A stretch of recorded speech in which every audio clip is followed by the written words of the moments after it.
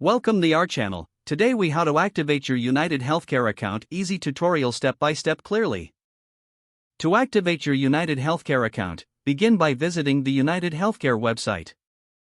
Look for the sign in option located at the top right corner of the homepage. Click on the sign in button to proceed.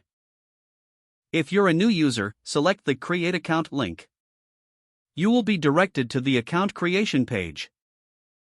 Enter your personal information, including your first name, last name, and date of birth. Next, input your member ID number, which can be found on your insurance card. Provide your zip code for verification purposes. Once all required fields are completed, click on the Next button. You will then be prompted to create a username and password.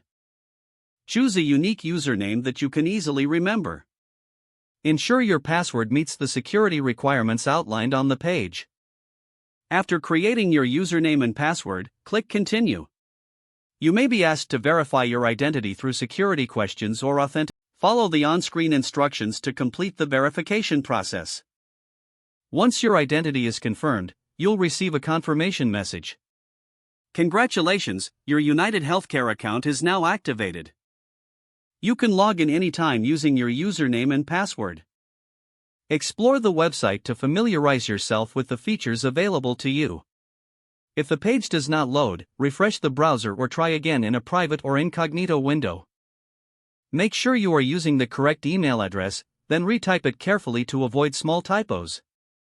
If your password is not accepted, use the reset option and create a new strong password you can remember. Check your spam folder for verification or security emails, then complete any requested confirmation steps.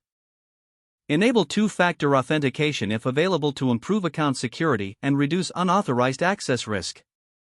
After signing in, review your profile details so your contact information. If you see an error message, note it down and try again after restarting your device and internet connection. Log out when you finish, especially on shared devices, to keep your account and payment information secure.